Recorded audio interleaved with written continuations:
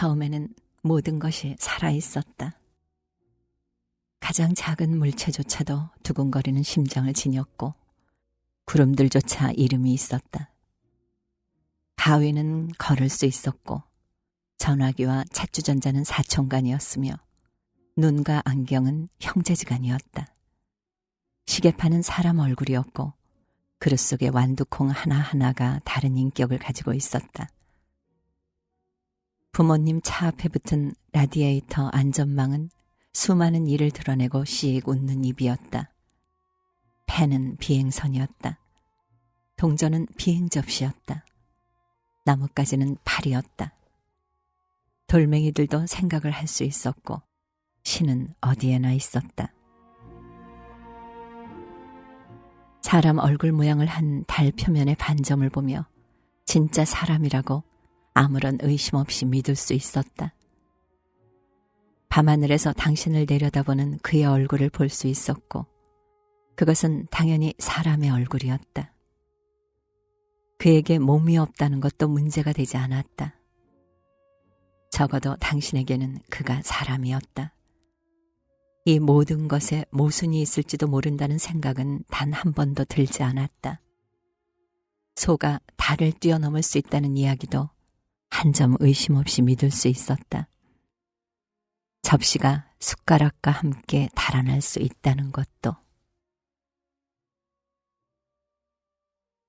당신이 가장 처음에 한 생각들, 당신이 자신 안에서 어린 소년으로 살았던 시절의 자녀들, 성인이 된 지금 그중 일부만을 조각조각 단편적으로 뭔가의 냄새나 감촉, 어딘가에 빛이 비치는 모습에 아무 순간 불쑥불쑥 당신 안에서 솟아오르는 한순간에 번뜩이는 인식으로 기억할 수 있을 뿐이다. 적어도 당신은 기억할 수 있다고 생각한다. 기억한다고 믿는다. 하지만 어쩌면 전혀 기억하지 못하고 있거나 지금은 완전히 잃어버린 그 머나먼 시간 속에서 당신이 생각하고 있다고 여기는 것일 뿐인 뒷날의 기억에 불과한 것을 기억하고 있는 건지도 모른다.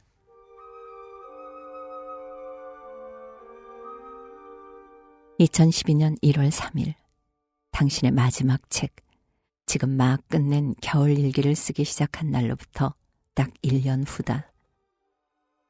당신의 육체에 대해서 쓰고 육체적 자아가 경험한 다양한 충격과 쾌락의 목록을 작성하는 일을 했지만 어린 시절부터 기억하는 대로 당신의 마음을 탐색하는 것은 틀림없이 더 어려운 작업일 것이다. 어쩌면 불가능한 일인지도 모른다. 하지만 시도는 해봐야 한다고 느낀다. 그것은 당신이 자기 자신을 희귀하거나 예외적인 연구 대상으로 여겨서가 아니라 정확히 그 반대이기 때문이다. 자신이 누구나와 모두와 같다고 생각하기 때문이다. 당신의 기억이 완전히 다 기만은 아니라는 유일한 증거로 당신은 아직도 때때로 예전의 사고방식에 빠져들 때가 있다. 흔적들은 60대가 되었어도 여전히 남아있고 아주 어린 시절의 애니미즘은 당신의 마음에서 완전히 사라지지 않았다.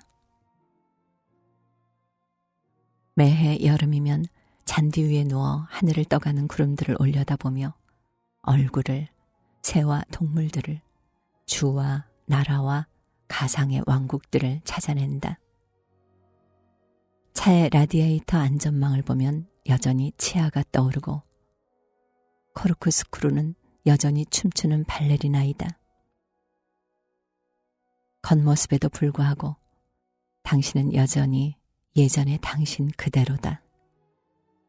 더 이상 똑같은 사람은 아닐지라도.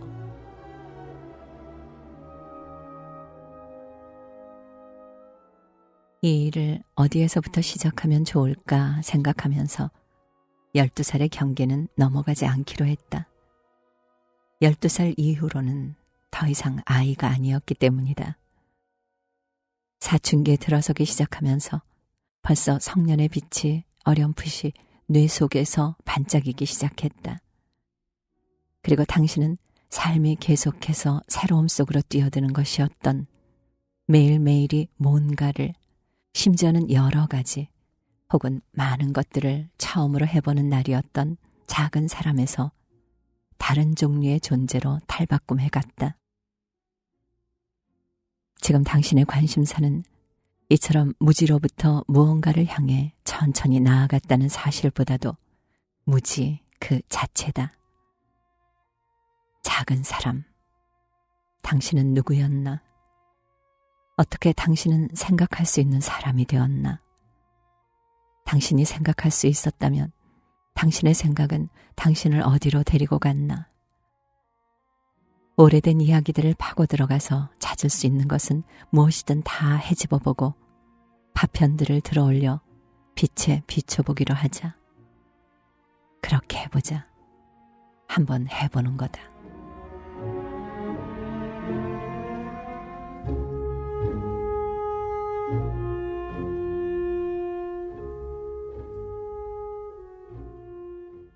세계는 당연히 평평한 것이었다. 누군가 당신에게 지구가 둥글고 태양계라 불리는 것 속에서 다른 8개의 행성과 함께 태양 주위를 돌고 있는 행성이라고 설명해 주어도 당신은 당신보다 나이 많은 그 아이가 무슨 소리를 하는 건지 이해할 수 없었다. 지구가 둥글다면 적도 아래 사람들은 모두 떨어질 텐데 평생 거꾸로 서서 산다는 것은 상상도 할 수 없으니까. 더 나이 많은 그 소녀는 당신에게 인력의 개념을 설명해 주려고 했지만 그건 역시 당신이 이해할 수 있는 범위를 벗어난 것이었다. 당신은 수백만 명의 사람들이 모든 것을 집어삼키는 무한한 밤의 어둠을 뚫고 거꾸로 떨어지는 모습을 상상했다. 당신은 혼잣말로 중얼거렸다. 지구가 정말로 둥글다면 안전한 곳은 북극밖에 없겠네.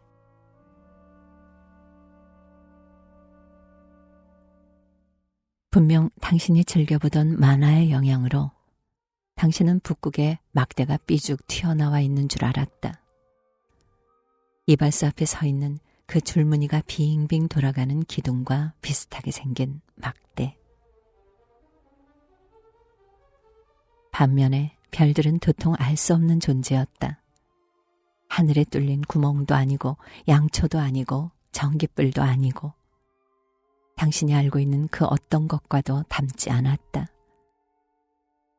광대무변한 머리 위 검은 허공, 당신과 그 조그만 발광체들 사이에 놓인 그 광막한 공간은 모든 이해를 거부하는 존재였다. 밤에 맴도는 자애롭고 아름다운 별들, 다른 아무 이유도 없이 그냥 거기 있으니까 있는 것들, 신의 손이 빚어낸 작품. 맞다. 하지만 도대체 신은 무슨 생각이었던 것일까?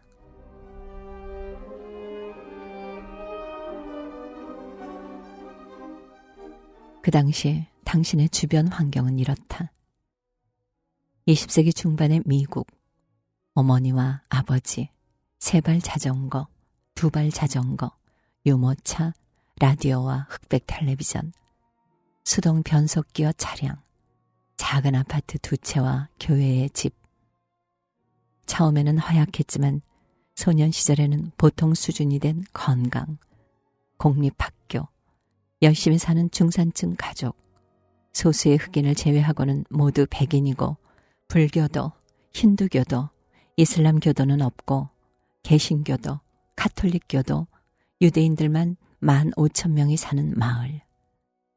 여동생과 사촌 8명, 만화책, 루티 카즈티와 핑키리. 엄마가 산타클로스에게 키스하는 것을 보았죠.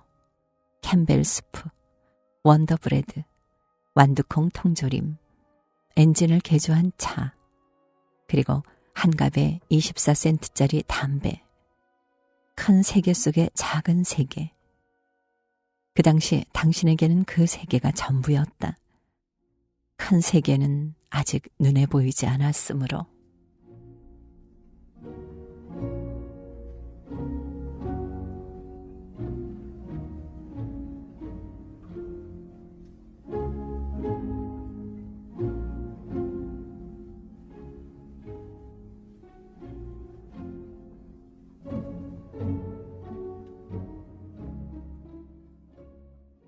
쇠수랑으로 무장한 성난 농부 그레이가 고양이 필릭스를 쫓아 옥수수밭을 달려간다.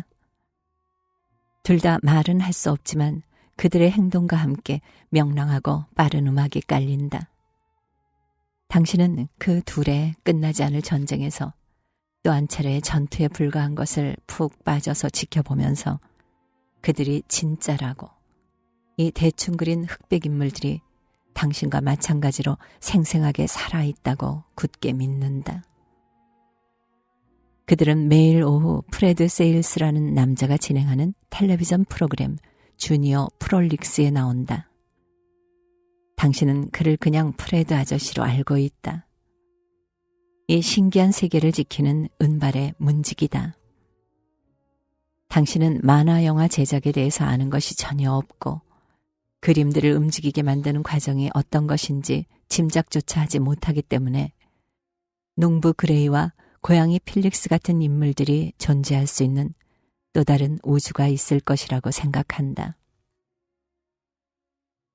텔레비전 화면에서 춤추는 펜으로 끼적거린 그림이 아니라 얼음만한 몸집에 완벽하게 형상을 갖춘 3차원 생명체로서 말이다. 텔레비전에 나오는 사람들은 항상 스크린상의 이미지보다 더 크니까 논리상 그들도 클 것이다. 또한 당신이 사는 우주에 만화 속 인물들이 살았으면 좋겠지만 그렇지는 않으니까 논리상 그들은 다른 우주에 속해 있을 것이다. 당신이 5살 때의 어느 날 어머니가 당신과 친구 빌리를 주니어 프롤릭스가 방송되는 뉴요크의 스튜디오에 데려가 주겠다고 한다. 프레드 아저씨를 직접 만나보고 방송에 참여하게 될 거라는 것이다. 당신에게는 더없이 흥분되는 이야기다.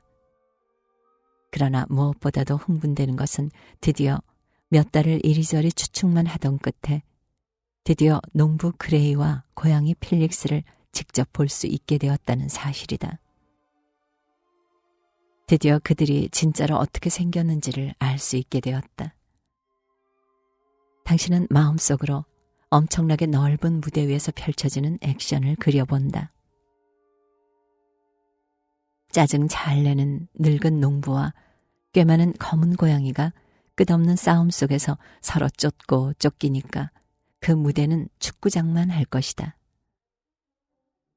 그러나 약속한 날 모든 것이 당신의 예상을 빗나간다. 스튜디오는 작고 프레드 아저씨는 얼굴에 화장을 했다.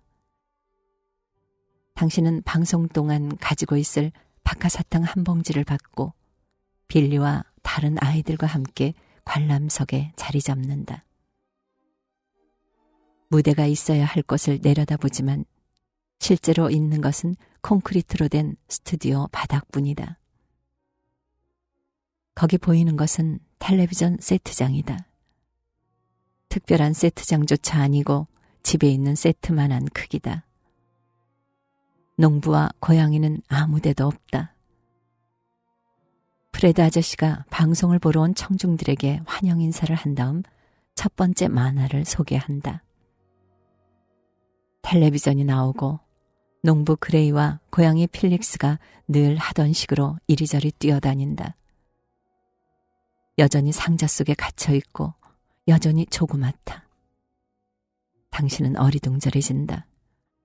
무슨 착오가 있었던 것일까? 스스로에게 묻는다.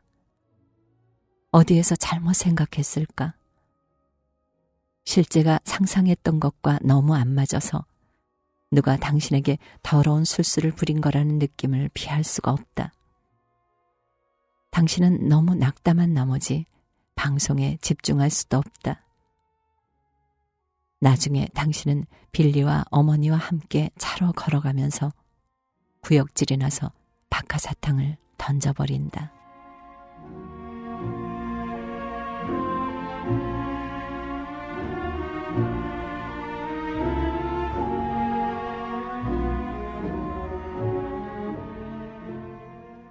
잔디와 나무, 곤충과 새, 작은 동물들, 그 동물들이 주변의 풀숲 속에서 보이지 않는 몸뚱이를 몸부리쳐내는 소리, 당신은 5살 반 때 가족은 유니언에 있는 좁아터진 정원 딸린 아파트를 떠나 사우스 오렌지의 어빙가에 있는 오래된 하얀 집으로 이사했다. 큰 집은 아니었지만 부모님이 살아본 첫 번째 주택이었고 당신에게도 최초의 주택이었다. 내부는 넓지 않았지만 집 뒤의 마당은 당신에게 엄청나게 넓어 보였다. 사실 마당이 2개였는데 첫 번째 마당은 집 바로 뒤에 붙은 조그만 잔디밭으로 어머니의 초승달 모양 화단에 둘러싸여 있었다. 흰색 목재 차고가 화단 바로 뒤에 있어 마당을 2개로 나누고 있었기 때문에 그 뒤로 2번째 마당인 뒷마당이 있었다. 그 마당은 당신이 당신의 새로운 왕국의 동식물에 대한 집중 연구를 수행했던 외딴 영역인 앞마당보다 더 크고 더 야생적이었다. 거기에 사람 손이 닿은 흔적은 아버지의 채소밭뿐이었다.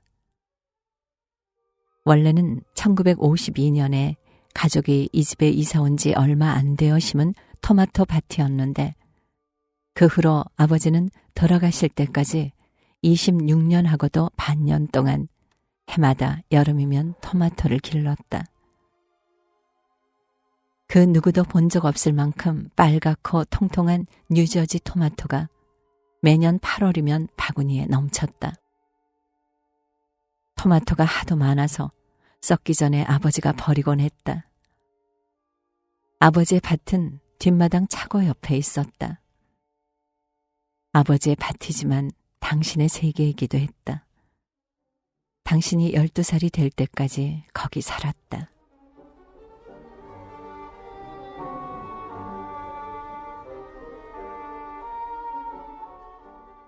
울새, 퇴새, 어치, 꾀꼬리, 풍금조, 까마귀, 참새, 굴뚝새, 홍관조, 찌르레기, 가끔씩은 파랑새.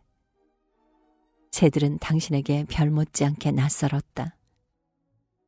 새들의 진짜 집은 허공에 있으니까 당신은 새와 별들이 한 가족이라고 생각했다.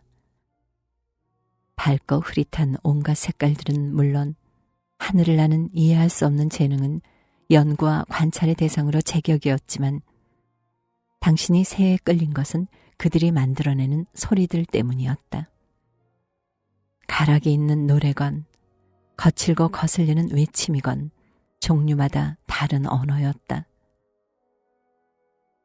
당신은 처음에는 새들이 서로 이야기를 하고 있다고 믿었다. 이 소리들은 특별한 새 언어의 단어들이며 피부색이 다른 인간들이 무수히 많은 다른 언어를 쓰듯이 하늘을 날며 가끔은 당신의 뒷마당을 펄쩍거리며 뛰어다니는 이 생명체들 역시 마찬가지라고. 울새들은 동료 울새에게 당신의 영어처럼 저희들끼리는 이해할 수 있는 어휘와 문법 규칙을 지닌 언어로 말을 건다고 믿었다.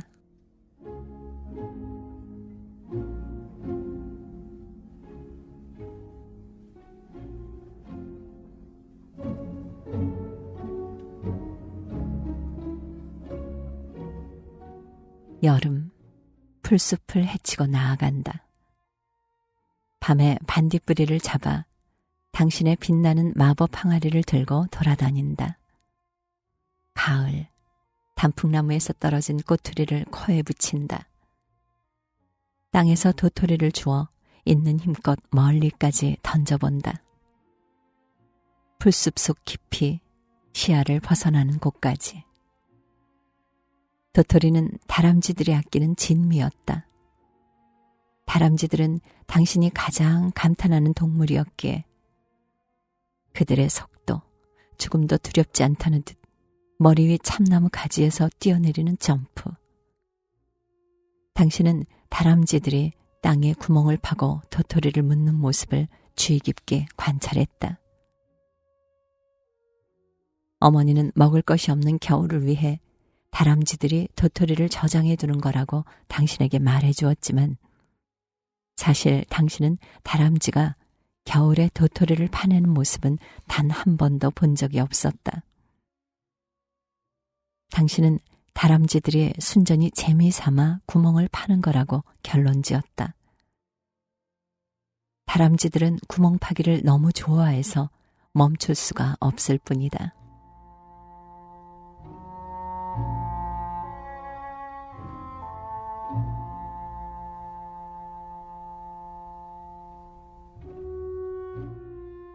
다섯 살인가 6살, 어쩌면 7살 때까지도 당신은 인간 존재라는 단어가 인간 종지라고 발음되는 줄 알았다.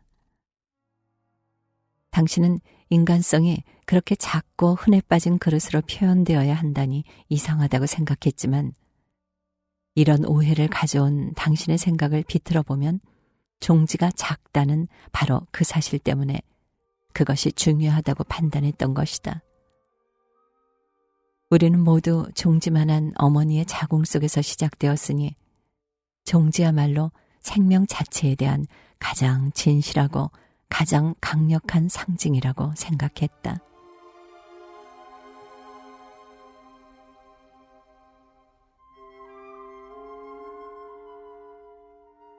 어디에나 있고 모든 것을 지배한다는 신은 선이나 사랑의 힘이 아니라 공포의 힘이었다. 신은 죄책감이었다. 신은 천상의 정신경찰관이고 당신의 머릿속까지 침입해 들어와 당신의 생각을 들을 수 있으며 당신이 스스로에게 하는 말까지 듣고 침묵을 말로 옮길 수 있는 전능한 존재였다. 신은 언제나 지켜보고 있고 언제나 귀 기울이고 있으므로 당신은 언제나 행동을 똑바로 해야만 했다. 그러지 않으면 무시무시한 벌이 내려질 것이다. 말할 수도 없는 고문을 당하고 어두운 동굴 감옥 속에 갇혀 남은 평생을 빵과 물만 먹어야 할 것이다. 학교에 갈 나이가 되자 당신은 조금이라도 어른들의 뜻을 거스르는 짓을 했다가는 무사하지 못하리라는 것을 알았다.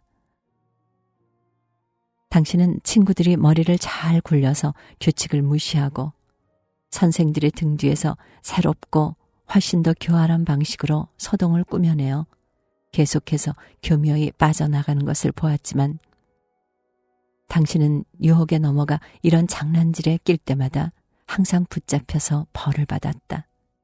어김없이. 나쁜 짓에는 도통 재주를 타고나지 못했다. 당신은 성난신이 경멸스러운 웃음을 터뜨리며 당신을 조롱하는 모습을 상상하면서 착하게 굴어야만 한다는 것을 깨달았다.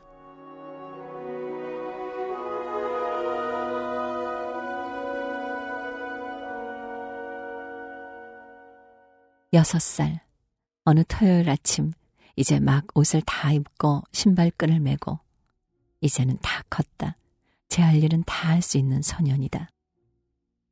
아래층으로 뛰어내려가 하루를 시작할 준비를 다 마치고 이른 아침 봄날 햇빛 속에 서 있는데 행복감이 밀려들었다. 평안과 기쁨을 억누를 수 없는 황홀한 느낌이었다. 잠시 후 당신은 혼잣말을 했다. 6살보다 더 좋은 건 없어. 6은 될 수 있는 나이 중에서 단연코 최고의 나이야. 당신은 그 순간을 3초 전만큼이나 생생하게 기억한다. 그날 아침으로부터 59년이 지난 지금까지도 여전히 당신 안에서 조금도 줄어들지 않고 또렷하게 당신이 지니고 있는 수많은 기억들 중 그 어느 것보다도 밝게 타오르고 있다. 이렇게 강렬한 느낌을 일으킨 것이 무엇일까? 알 수는 없지만 추측컨대 자의식의 탄생과 관계가 있지 않나 싶다. 내면의 목소리가 깨어날 때 6살 무렵의 어린아이에게 일어나는 일, 생각을 하고 스스로에게 생각이 시작된다고 생각하고 있음을 말해주는 능력. 우리의 삶은 그 시점부터 새로운 차원으로 들어선다.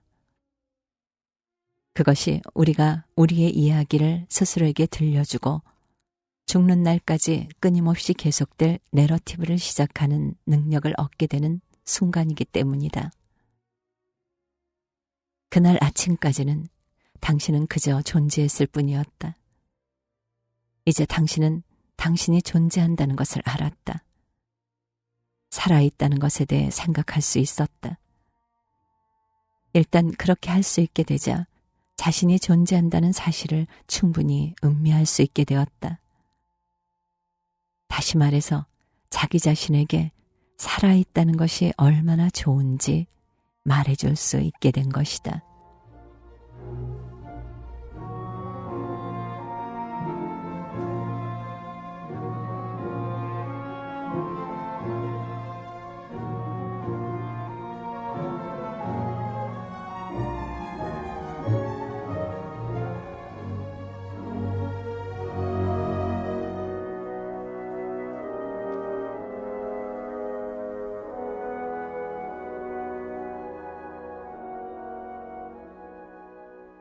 (1953년) 아직 6살, 그 초월적인 깨달음이 있고 며칠인가 몇 주가 지난 후 당신의 내적 진보에 또 다른 전환점이 있었다.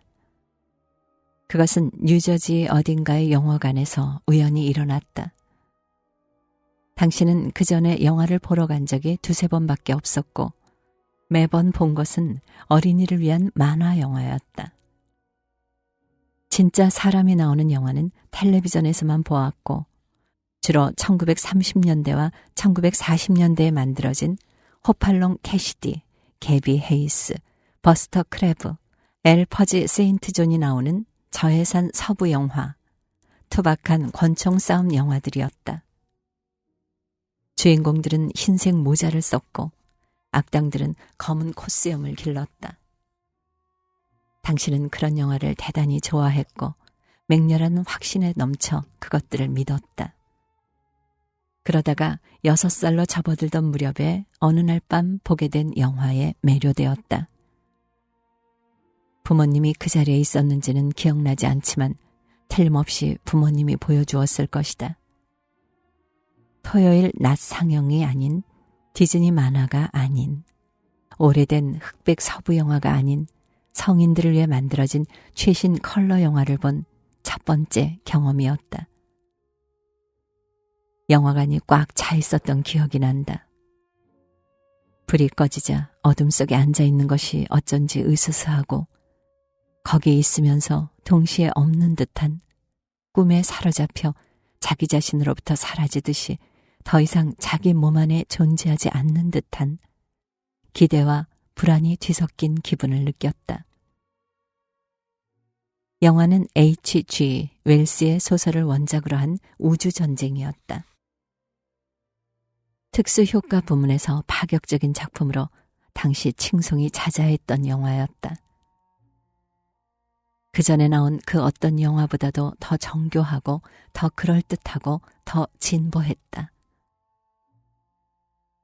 당신은 최근 들어 그 책을 읽었지만 1953년에는 그 책에 대해선 아무것도 몰랐고 그저 지구를 침략한 화성인들의 전투를 지켜보는 6살짜리 소년일 뿐이었다.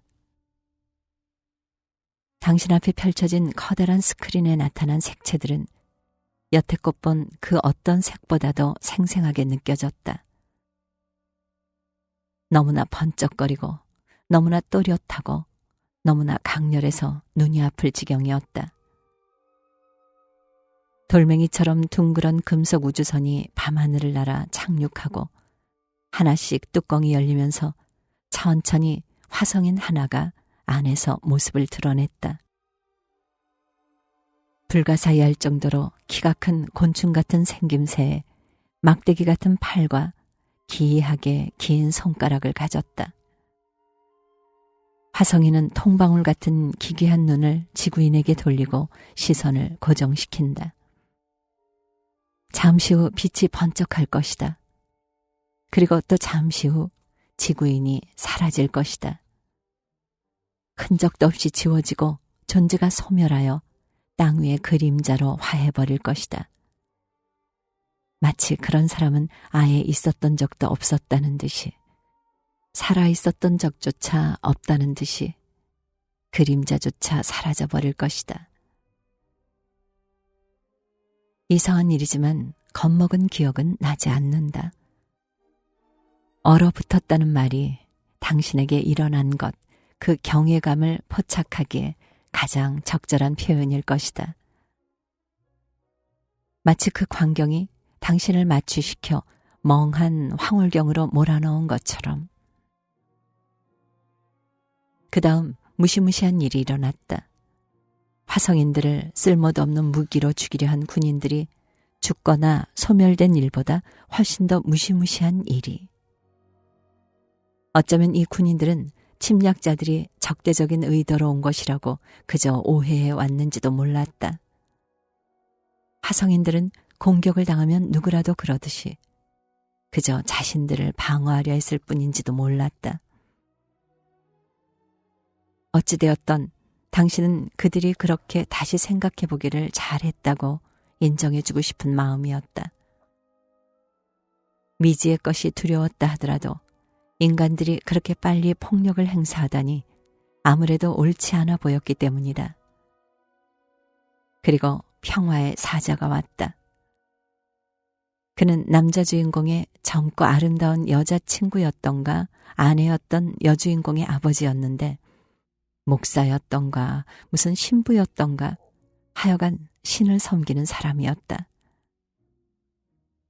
그는 차분하고 부드러운 목소리로 주변 사람들에게 친절하게 우호적으로 외계인에게 접근하라고 가슴속에 신의 사랑을 품고 다가가라고 조언해 주었다.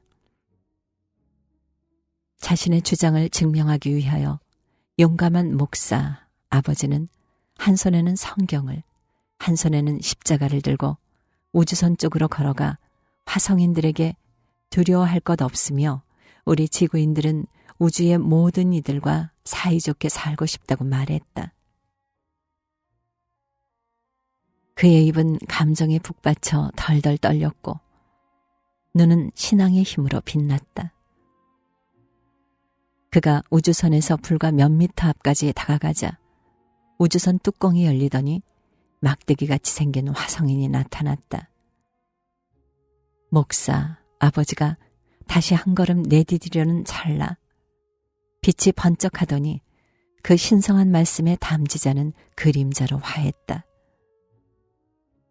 순식간에 그림자조차도 사라지고 아무것도 남지 않게 되었다. 전능하신 신은 아무런 힘도 없었다. 악 앞에서 신은 무력하기 그지없는 인간 못지않게 무력했고 그를 믿는 사람들은 죽음을 피할 수 없었다. 우주 전쟁으로부터 당신이 그날 밤 배운 교훈이 바로 이런 것이었다. 그 후로 결코 완전히 벗어나지 못한 충격이었다.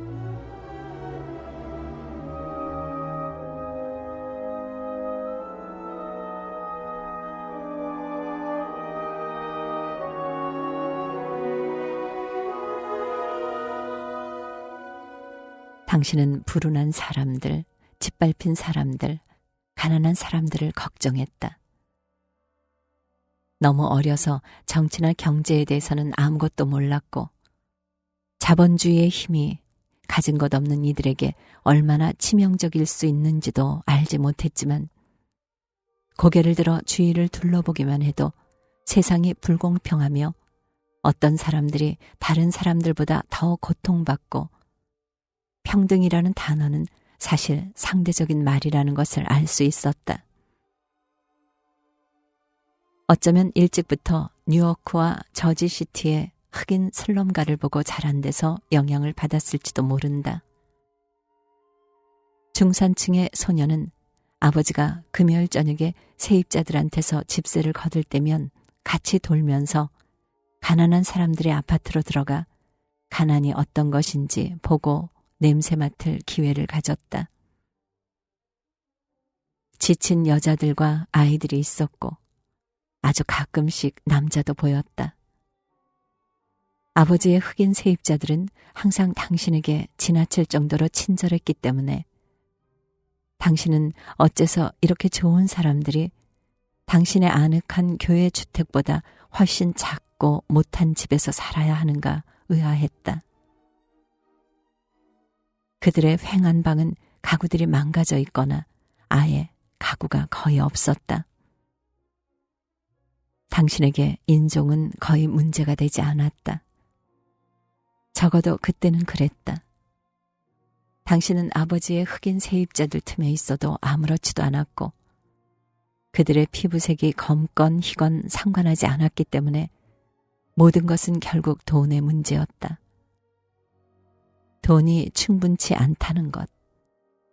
당신 집 같은 곳에서 살 만큼 돈을 벌 수 있는 일자리가 없다는 것뿐이었다. 나중에 당신이 조금 더 나이가 들어 미국 역사에서 민권운동이 꽃피던 때와 우연히 일치하던 시기에 미국 역사를 읽게 되면서 67살 때 목격했던 것을 훨씬 더 많이 이해할 수 있게 되었다. 하지만 그 당시 의식이 깨어나기 시작하던 그 모호한 시절에는 아무것도 몰랐다. 삶은 어떤 이들에게는 친절하고 또 어떤 이들에게는 가혹했다. 그 때문에 당신은 마음이 아팠다.